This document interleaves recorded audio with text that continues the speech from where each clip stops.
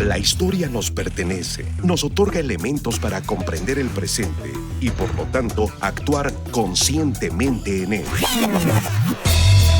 Interruptus.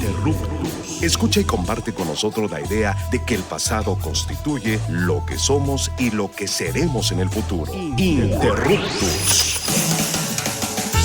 Hacer época no es intervenir pasivamente en la cronología, es interrumpir el momento. Interruptus. Pasado es presente.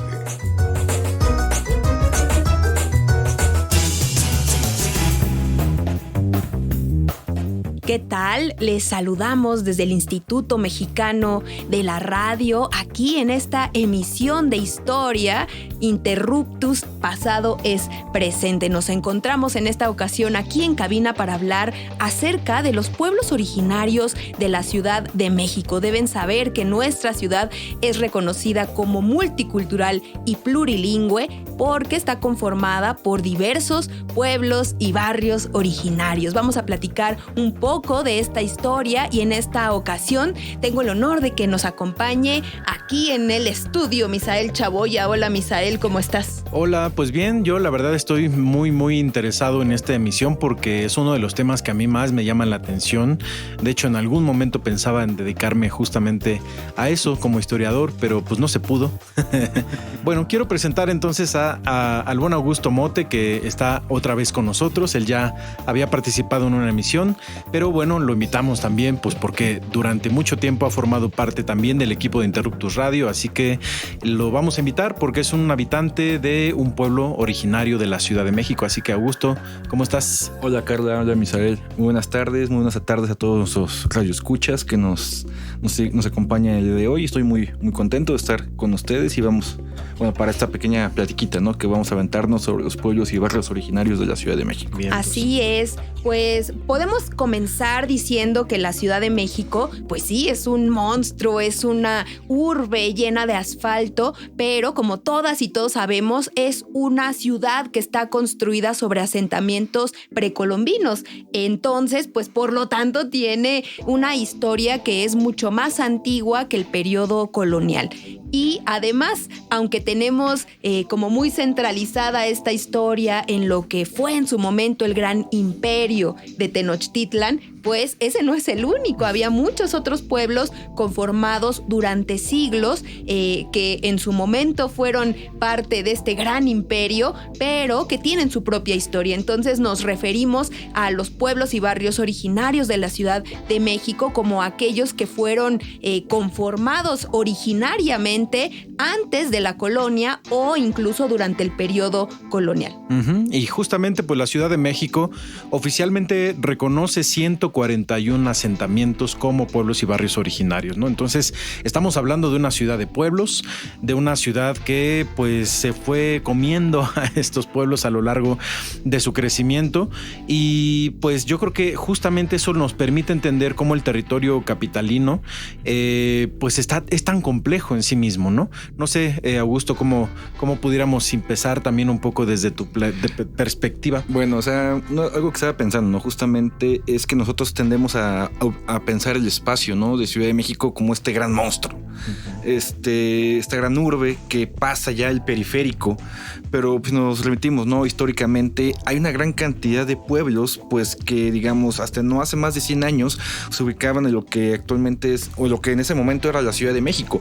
La Ciudad de México para 1920 llegaba aproximadamente en la parte más sur hasta lo que ahora es la Colonia Juárez o la Condesa, por ejemplo. Era un huevitito, ¿no? Ajá. O sea, por ejemplo, hablar de lo que ahora es San Ángel, por donde está ahí Barranca del Muerto, por supuesto todos los lugares sureños e incluso el norte, la actual alcaldía Gustavo Amadero, pues eso ya eran las afueras. Exacto. La Ciudad de México realmente era muy pequeña. Justamente es pensar un espacio de una Ciudad de México con aproximadamente 700,000 habitantes para 1914, 1915.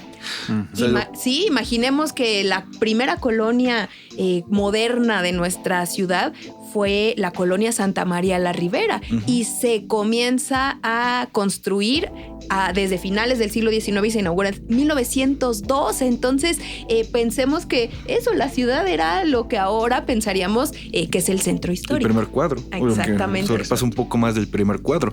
Pero pues fuera de esta pequeña ciudad, ¿no? De México, bueno, existían haciendas, pueblos, rancherías y lo que conocemos, ¿no? Como esos pueblos originarios, donde la mayoría, ¿no? Pues se ubican en la parte surponiente de la Ciudad de México y que, pues como justamente lo mencionaron al inicio del programa, pues existen desde la época precolombina. O sea, pueblos con una historia pues de más de 500, no sé si hasta 1000 años, pero son pueblos que existen más incluso que la historia del propio México. Además, otra cosa u otra característica bien bonita es que nuestra ciudad era lacustre. Entonces, para estas fechas, principios del siglo XX, se conectaba a través de canales. Y eso es importante porque una característica también de los pueblos y barrios originarios de la Ciudad de México es su carácter de agricultura, ¿no? De productores de maíz, de frijol, de diversos insumos del campo. Y eso era porque había mucha agua, había chinampas, había lagos, había canales que conectaban a la ciudad, es decir, era una ciudad muy distinta a lo que tenemos en la actualidad y conforme fue creciendo en el sentido urbanístico, lo que sucedió es que estos pueblos se quedaron enclavados en medio del asfalto. Yo creo que justamente este crecimiento acelerado de la ciudad, quizá en los últimos 70 años, es lo que pues a nosotros nos ha tocado vivir también, ¿no? En las últimas décadas. Y justamente me acordé que hace unos programas platicamos con Ildefonso Tlayotzin sobre la migración de pueblos indígenas, de población indígena que habita en otros lugares del país, que llegaron a habitar a la Ciudad de México justamente en este proceso migratorio. Y yo les comentaba en aquel entonces que bueno, yo tengo la percepción de que la Ciudad de México tiene una deuda histórica justamente con este tipo de población, ¿no? Pero al mismo tiempo también creo que es importante visibilizar los pueblos y barrios originarios que ya estaban en, pues bueno, ya era el Distrito Federal, pero eran como las zonas rurales del Distrito Federal en términos territoriales y administrativos. Las municipalidades. Las municipalidades, justamente. Y que, bueno, también tenemos un poco la percepción de que, pues, los pueblos son Xochimilco, Milpalta, Tlalpan, ¿no? Pero bueno, sabemos, como lo acabamos de comentar, que los pueblos están repartidos en prácticamente todas las alcaldías. No sé si hay alguna alcaldía que no tenga pueblos y barrios, pero yo creo que todas tienen exactamente. Sí, todas. Y bueno, pues justamente creo que este tipo de pueblos y asentamientos nos hablan de una ciudad que tiene una vertiente o una diversidad cultural, pues porque los mismos pueblos son los que, por ejemplo, han aportado elementos gastronómicos a la Ciudad de México y a la cultura chilanga, si es que ya podemos hablar de una cultura chilanga, ¿no? Como tal.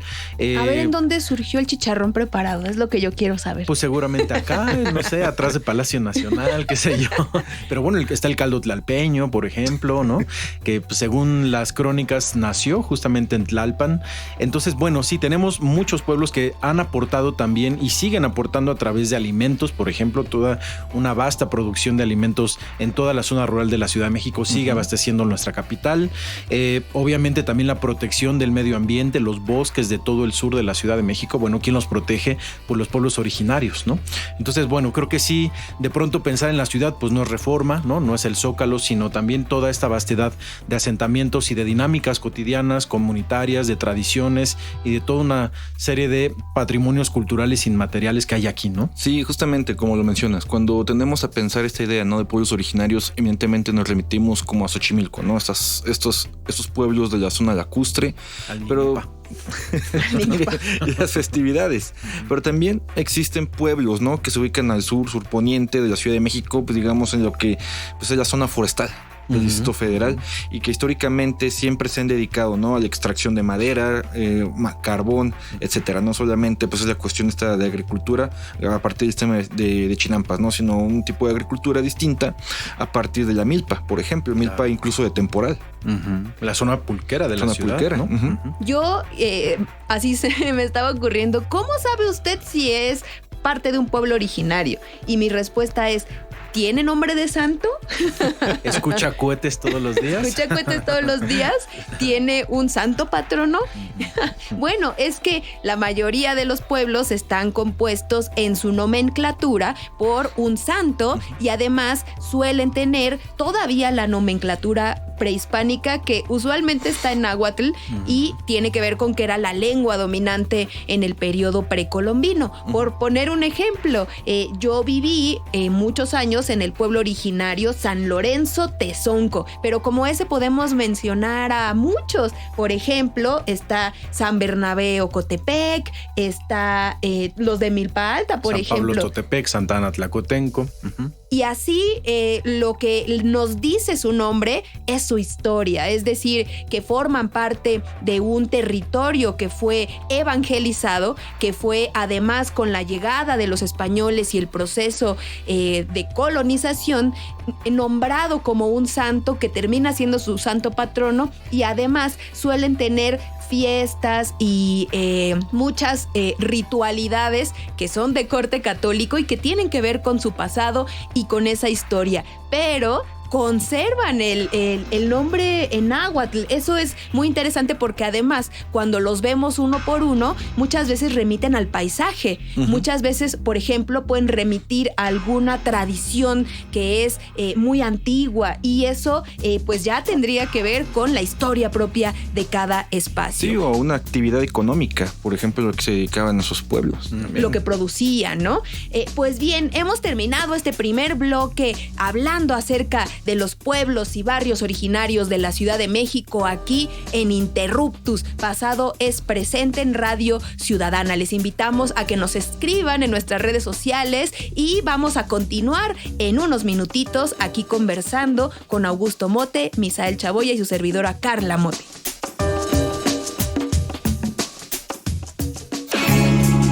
La historia es nuestra porque la hacemos todos los días. En un momento continuamos. Interruptus. Pasado es presente.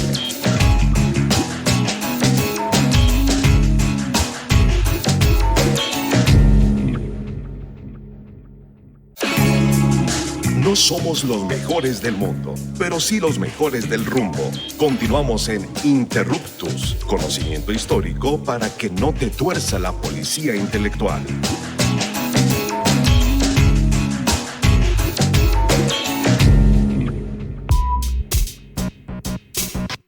Bueno, amigas y amigos de Interruptus, regresamos a una emisión. Estamos conversando sobre los pueblos y barrios originarios de la Ciudad de México. Ya lo comentamos en el segmento anterior, que son reconocidos 141 asentamientos en esta capirucha desde la que les hablamos también.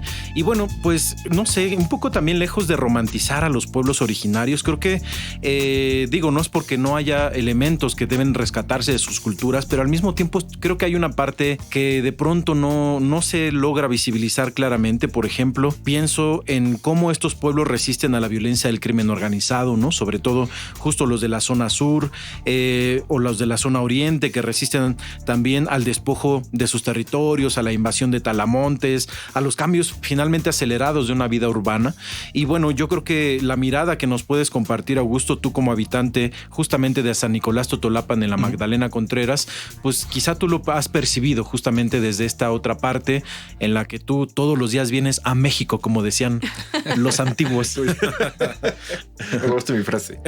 Esa, justamente, ¿no? A partir de lo que platicabas, ¿no? De cómo se resiste, digamos, todo tipo de prácticas, oficios, ¿no? O tradiciones ante el crecimiento de la ciudad. Pues es, por ejemplo, ¿no? Nosotros que venimos de San Nicolás Totolapan es un pueblo enteramente campesino. Pero a partir, ¿no? Como cierto tipo de dinámicas, ¿no? De integración de la ciudad o absorción de la ciudad, pues muchas personas han dejado, digamos, de trabajar el campo. Muchas personas recibieron durante la década de 1920 tierras, ¿no? A partir del reparto agrario posterior a la revolución. Y muchas de esas personas, pues, se han visto obligadas, ¿no? A vender sus tierras, puesto que primero la tierra ya no les provee, ¿no? De un sustento ni para ellos ni para sus familias. Y se ven obligados, pues, tanto ellos como los hijos y los hijos de sus hijos, pues, digamos, a adquirir, digamos, otro tipo de empleos, ¿no? U oficios que ya están más vinculados a la ciudad.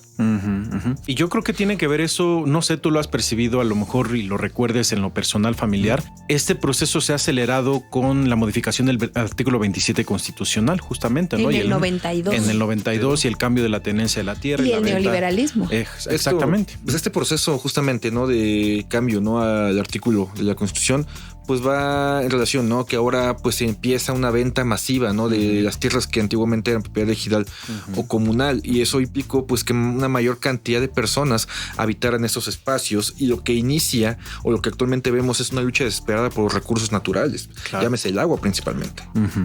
Así es. Oigan, también hay otro componente muy importante de los pueblos y barrios originarios de la Ciudad de México que tiene que ver con su historia, porque pues deben saber que el reconocimiento jurídico de los pueblos originarios es relativamente reciente. Sobre todo se fortalece con la creación de una constitución en la Ciudad de México, que por cierto tiene muchos elementos de otorgamiento de derechos para los pueblos de los barrios originarios, comunidades indígenas residentes y en tránsito también. Es decir, le reconoce cualidades y derechos a estos espacios, pero para poder tener esos derechos se debe demostrar que efectivamente se es un pueblo originario. Entonces, en eso también nos involucramos desde la historia, y es muy interesante porque pues son reconocimientos jurídicos que surgen de el conocimiento histórico. Por ejemplo, de en qué acervos históricos se puede encontrar información de la existencia de un espacio como pueblo o como barrio y que esté consignada su existencia, y de esa forma poder saber que es un asentamiento centenario y no una colonia nueva que de repente le da por querer llamarse pueblo y barrio originario. Y también que hay características propias que tienen que ver con sus tradiciones, con digamos este orden comunitario que todavía, a diferencia de otros espacios de la ciudad, siguen teniendo estos pueblos. Vamos a poner algunos ejemplos. En los pueblos originarios suele haber organizaciones que son muy antiguas, provienen de la colonia, como las mayordomías. En el caso de los del orden agrícola, por ejemplo, de comuneros, de ejidatarios, y estas organizaciones lo que hacen es estrechar los lazos comunitarios y que tengan una dinámica que suele ser muy distinta a la que se da en las colonias más nuevas o en espacios que son habitados pues principalmente por gente que ha migrado de otros lugares. Por lo tanto, en los pueblos y barrios originarios pues están estas tradiciones ancladas. Y otra cosa, hay familias que son originarias que además tienen pues generaciones y generaciones habitando esos espacios. Suele haber en los pueblos originarios familias que se reconocen porque sus abuelos, sus tíos abuelos siempre han vivido ahí, y esa es una característica pues que es peculiar y que yo me atrevo a decir que incluso es minoritario el margen demográfico, la población que cumple con esta característica de ser originaria, porque ciertamente la Ciudad de México está hecha de migración, lo cual la hace muy interesante. Pues pienso también, por ejemplo, y ya nos platicarás un poco también de tu experiencia, Augusto, pues esta otra parte que desde la historia evidencia la habitación permanente y la existencia de estos asentamientos, como los documentos que resguardan los pueblos, ¿no? En algunos casos inclusive documentos coloniales, las iglesias, ¿no? La parte, digamos, patrimonial en términos de bienes muebles, bienes inmuebles, perdón, como los espacios donde se hacían actividades como inclusive hasta lavaderos comunitarios que todavía hay en algunos pueblos y barrios de la ciudad, ¿no? Tú como historiador, por ejemplo, y que además eres especialista en una parte de la Revolución Mexicana y cómo sucedió no solo en la Ciudad de México, sino además también en esta zona de la Magdalena Contreras y San Nicolás Totolapán, ¿cómo lo comentas? Híjole, o sea, justamente a partir de esto, de lo que pensabas, ¿no? De cómo la vida se gira en torno a partir de cierto tipo de espacios que en este caso puedan ser públicos, ¿no? Pueden ser seculares o religiosos. La iglesia, pues digamos, ¿no? Una iglesia de tipo, desde la época colonial, pues, y justamente, ¿no? Como todas las festividades del pueblo giran alrededor de todo esto, ¿no? Y muchas veces ya ni siquiera tienen como aspecto de carácter religioso, pero obviamente, ¿no? Eso es lo que muchas veces dota de un sentido de identidad a todas las personas que vivimos en un pueblo originario. Y también estos procesos, ¿no? Como durante toda la historia de México virreinal, moderno y contemporáneo, pues siempre ha habido, ¿no? Como una cierta resistencia de muchos de estos pueblos. En mi caso, ¿no? Hablo del pueblo San Nicolás Otolapan, en la Magdalena Contreras, ante una resistencia constante y sobre todo una lucha por el uso de los recursos naturales, el agua, el bosque. Que además está el último montes, río vivo de la ciudad, ahí, ¿no? El río Magdalena. Bueno, lo que queda del río Magdalena, porque sí. Y es como siempre, ¿no? Ha estado muy presente esa lucha por preservar, ¿no? Lo que pues, dota de vida al pueblo y dota sobre todo de identidad también. Claro.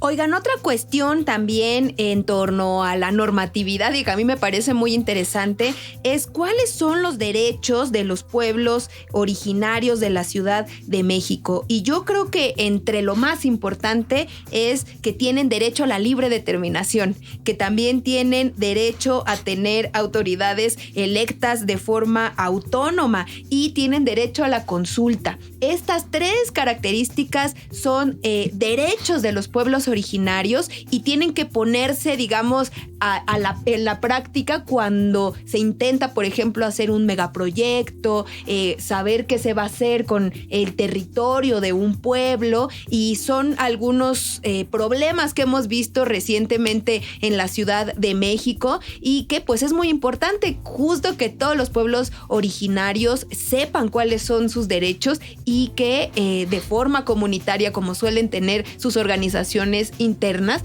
pues los hagan valer. Claro, bueno, creo que uno de los casos emblemáticos de la Ciudad de México es justamente donde estamos grabando, que es Joco, ¿no? Joco en la alcaldía Benito Juárez, que tuvo hace unos años toda una destrucción de su patrimonio y de su territorio con la construcción de un megaproyecto que todavía entiendo va a continuar por varios años, el proyecto de Mítica, que es hasta ahorita el edificio más feo y más alto de la Ciudad de México, que es como un termo ahí gigantesco en el centro, casi centro geográfico de la ciudad. Bueno, pues a pesar inclusive de estos derechos que protegen a los pueblos originarios, pues a veces también el dinero puede más justamente que la misma legislación que ya los protege en la Constitución de la Ciudad de México, ¿no? Entonces, bueno, finalmente estamos frente a una historia, como siempre, que es dinámica.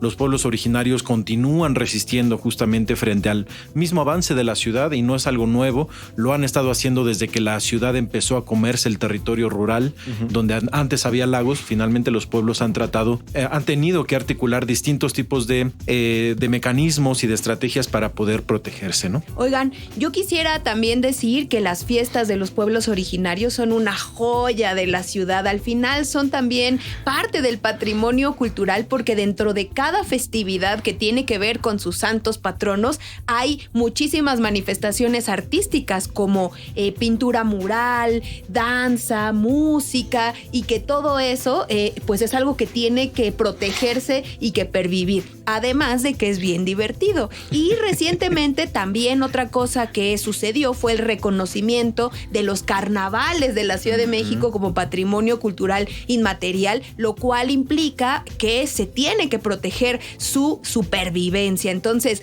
vamos a los carnavales, vamos a las fiestas de los pueblos. Vamos a los pulques. Vamos a los pulques porque son bien divertidos, pero además forman parte de nuestro patrimonio y también de estas características de multiculturalidad y plurilingüismo de nuestra ciudad. Pues de esta forma, queridos radioescuchas, terminamos con esta emisión de Interruptus Pasado es Presente aquí en el Instituto Mexicano de la Radio. Muchas gracias, Misael. Gracias por esta emisión, Augusto. Gracias, Carla. Gracias, Misael. Gracias a todos. Y pues agradecemos muchísimo a nuestro productor Hernán Nájera y también a Edgar Zárate en los controles técnicos. Nos vemos la próxima semana aquí en Interruptus Pasado es Presente. Adiós. Interruptus. Los esperamos la próxima semana para seguir indagando en la diversidad cultural y social de México desde la mirada histórica. Interruptus. Porque comprender nuestro pasado es primordial para entender nuestro presente. Interruptus. Pasado es presente.